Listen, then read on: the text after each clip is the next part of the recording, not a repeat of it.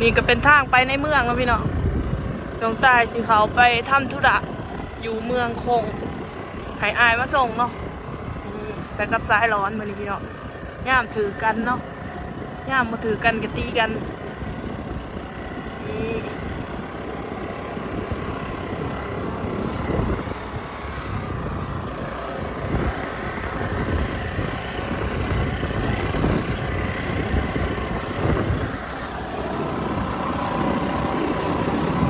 อันนี้ก็คือ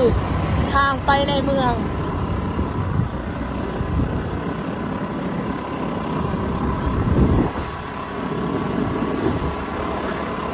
ไปทางอีกคนเลย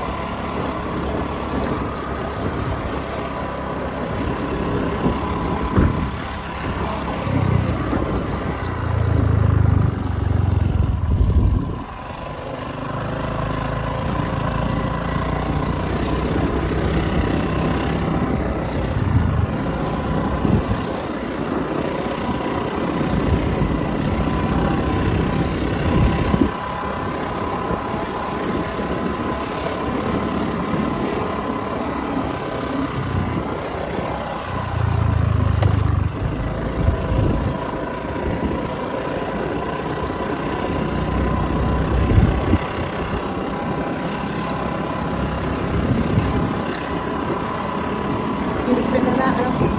เวลาฝนตกก็สิเมืองแม่จังน้อยเนาะพี่น้องแต่ว่าก็ขี่รถไปมาสะดวกอยู่ถ้ามันแห้ง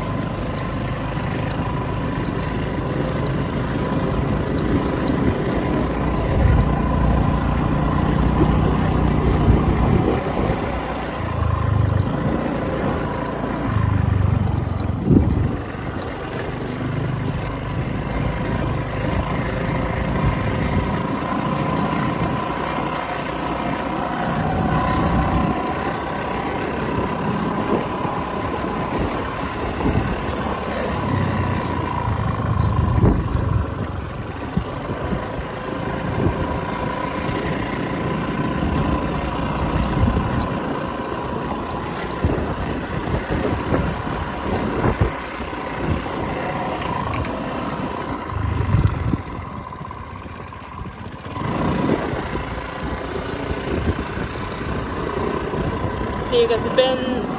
หมู่บ้านเย็นโคตรเนาะพี่น้องหมู่บ้านเย็นโคตรเนาะข้ามไปบ้านเย็นบัวนี่แหละ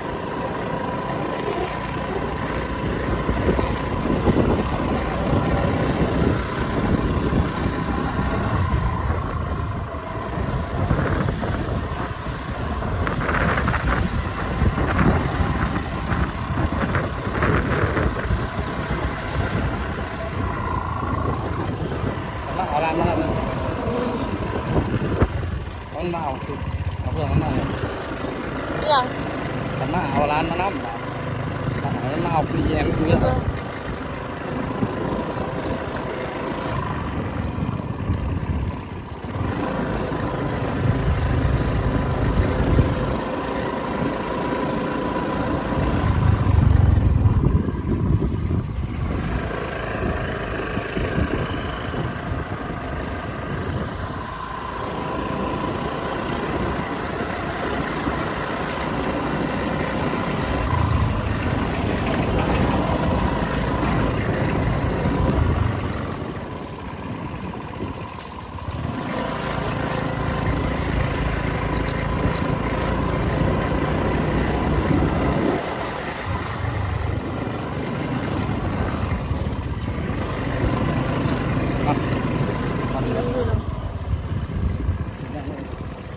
นี่น่ะซื้อรถโต๊ะว่ะไปทางนั่งนี่เอาร้านมาน้ำรถไปทางอ่ะดูก็มาขอดูเช้ามันนะรถเป็นยังน่ะรถเขาเอาไปไหนอันนั้น ไปกันเนาะเดี๋ยวมันมาสิมาไม่เอาร้านก่อน แฮะทาจังได้คอยสิไปโค มันก็ขี่รถมันนับเดี๋ยว แฮะรถทีมันเนี่ยสะ เอามันขี่มันหลังเอาลูกอ่ะ นี่นะ มันค่านี่จ้า นั่งขี่รถทีเมื่อแล้วมันอามาอาสิไปเอา เบิ้งหาร้านก่อน แฮะทาจังได้สิไปเด้อ บอกคนที่รถถีบคนนึงนะ เออ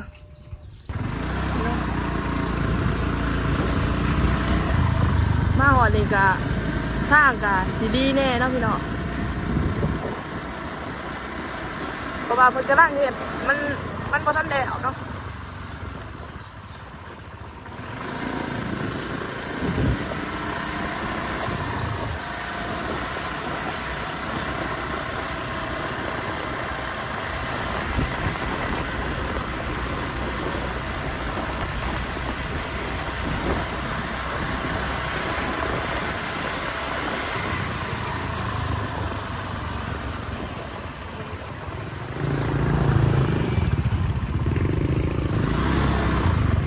นี่ก็ทางลง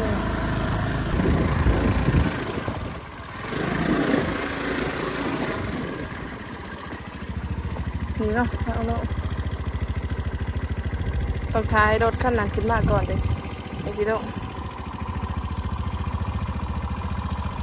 แล้วพี่น้องเขาจะขนผู้โดยสารอันนี้เป็นข้าเจ้าสิเฮ็ดตลาดได้นี่พี่น้องนี่เนาะเฮ็ดตลาดที่วันนี้พวก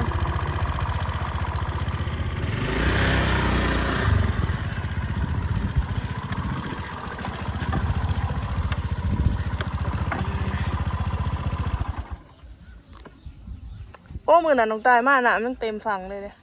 แต่ว่ามือนี้มันหนิ่งนะเนาะ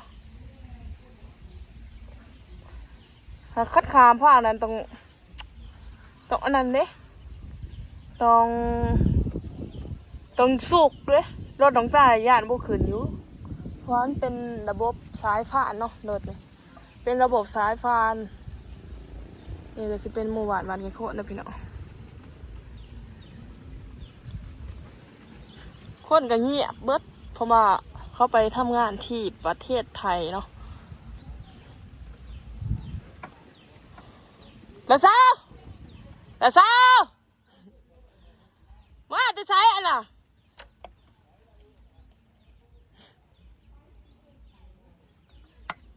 สาวถามว่า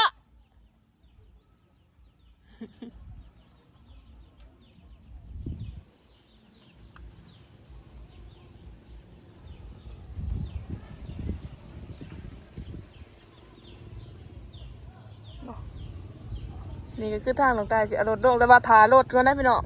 บ่ได้ลงซุ่มซี่ซุ่มหาแล้วถ้าเขาเห็นรถอยู่ผ่านนั่นก็คือเห็นรถอยู่ผ่านนั่นก็คือถาก่อนเนาะเพื่อให้รถคันนั้นขึ้นมา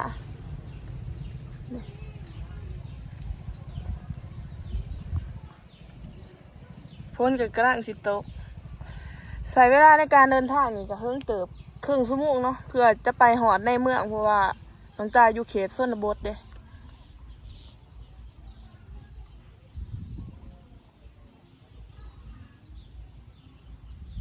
แล้วต้องถารถคันนั้นขึ้นมาก่อนนี่พี่น้อง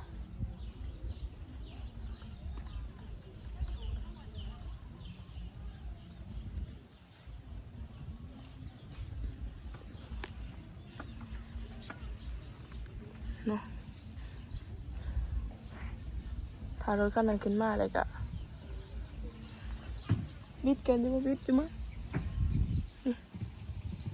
นี่กระดาษขึ้นมาแล้ว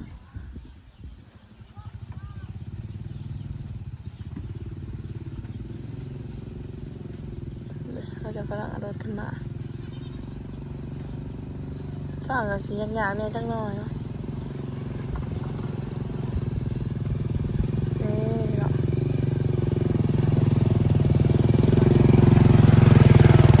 นี่ยังขั้นเดียวเวิร์ดเลยค่ะผู้โดยสารกับขั้นละ10,000 กีบนะค่ะบ้าง15อ๋อ15ที่ไม่ใช่หมานไปกินตำปลาไผ่ปะเอากูบ่มีหมู่ไปนั่งกูบ่ฮ้านไปผู้เดียว มา แต่พอนะอาจะทางไป ไปป่ะเนี่ยไปป่ะหนุน มันพาเอาไปฝากอันนี้ที่อย่างคนตัวครับ งัวไปกินเข่าหวังควายไปกินเข่าหวังอีเมลแล้วมาแล้วสิเอาเขาไปใหายต้องสอบนี่นะพี่น้อง ยังเห็นไอ้สายอย่างมาทำกัน ซ้ายร้อนนี่เนาะนี่การสิไปในเมืองถูกขามวักเลยครึ่งไว้ให้แน่นอนรถเมื่อนั้นน้องกล้ามาท่าน่ะเนาะเกี่ยวไปท่าน่ะพูนน้ำมันยังไงโอ้เห็นบอกพี่น้องโอ้บนนี่น้ำแห้งเลย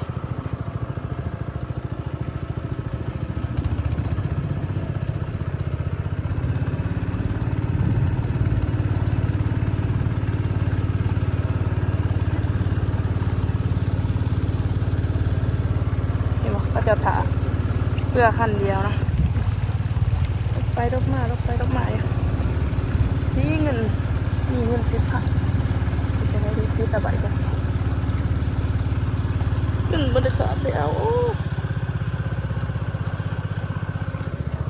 ว่าถ้าเอาพอมาด้วยบ่รถไปรถมา30บ่เจ้าขามผู้เดียวไม่ได้ว่าผ่านแล้วนะเจ๊เดี๋ยวมันหน้าสิเอาไปเด้อลาวคาเฮือเนาะพี่น้องตอนนี้เพราะว่าเงินมาท่านแหละนี่เนาะนี่คือผู้โดยสารนะพี่เนาะเพิ่นจะขามไปผู้โดนคอยนี่ใครเด้มาแล้วคืนนี้ สูกให้เราสูกซอย นี่เนาะโอ้ขึ้นไปนี่ยากอยู่เพราะว่าดินซ่าดินนั่นก็ยากรถคอยนะมันหนักนี่เนาะพี่เนาะนี่ขึ้นไปนี่ต้องสุกเนาะ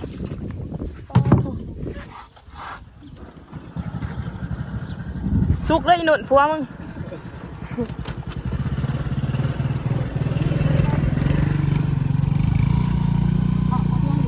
สุกเด้นุ่น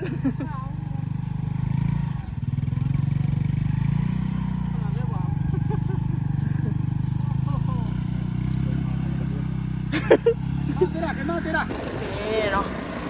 มาบิดนี่กับสิญญาท่าดีวันนี้พี่น้องเขตบ้านเขตหัวเนาะเขตโคตรน้อยที่ว่านัดขึ้นนี่แบบสุดยอดเลยทางแบบสะดวกสบายเนาะโอ้เพราะว่าทางอันนี้แม่นทางลัดเพิ่นเฮ็ดไห้เนาะแต่ว่าเพิ่นก็นั่งจีเฮ็ดเขาเมื่อว่าอันอยู่พี่น้องแต่ว่ามันก็ต้องใส่เวลาเนาะเพราะว่าเพิ่นต้องเฮ็ดได้ร้ายบอลหรือว่าได้ร้ายบ้านเนาะอันนี้แมนบ้านนับขึ้นแล้วจ้า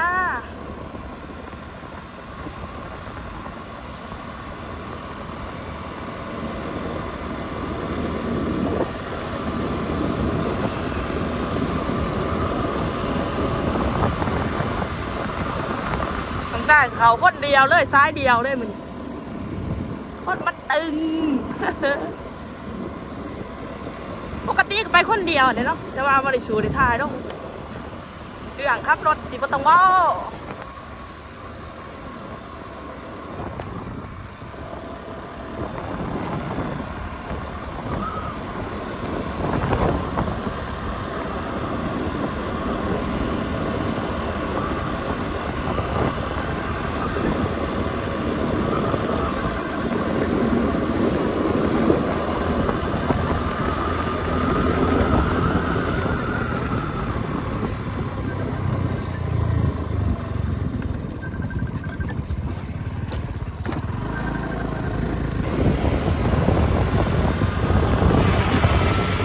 ทางประเทศเจนสุดจนหอยทางใหญ่เลยเนาะแต่ว่าทางนี้มันก็มีมาหลายปีแต่บ่มันก็นั่งเฮ็ดเขาทางหมู่บ้าน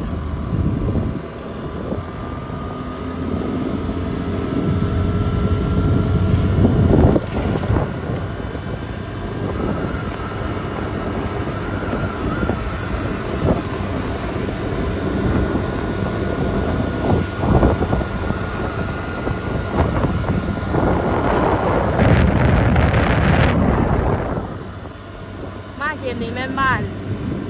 นาทึนแดงหวด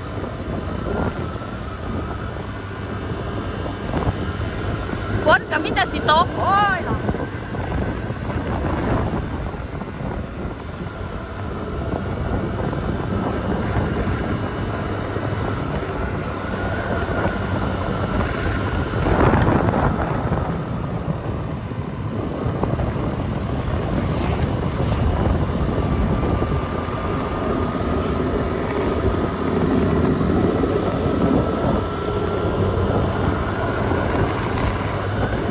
ย่ามพ้นมันกับสิใช้ชีวิตลำบากแน่เนาะ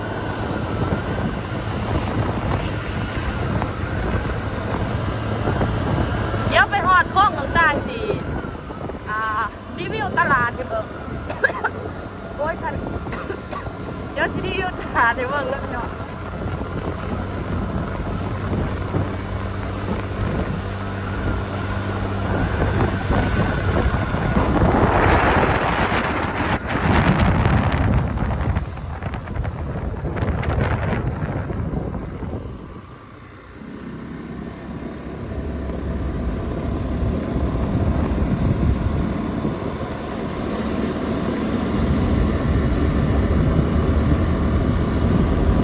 แล้วนี่มิตรเพื่อนเขาจะไปทำงานอยู่ประเทศไทยวันเดียวเนาะ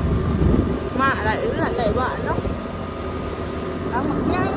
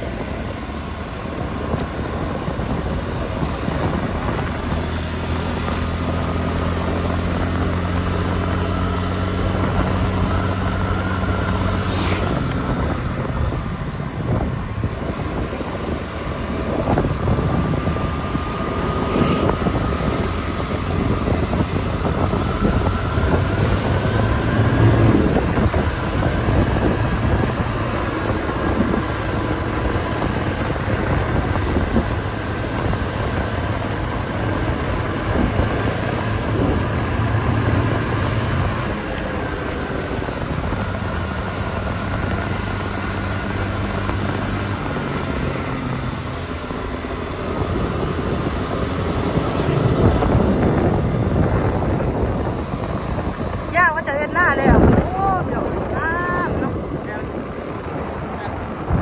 วิวธรรมศาสตร์นะไปหน้า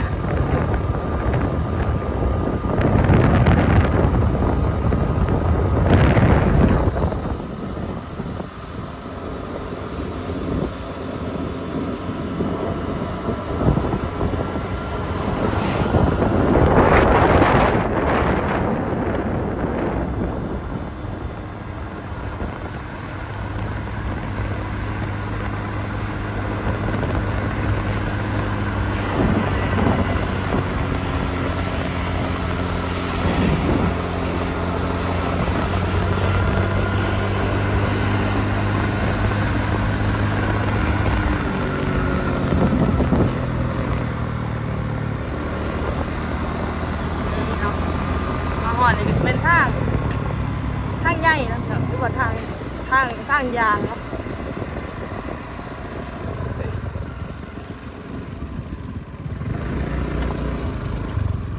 นี่จะเป็นทางยาง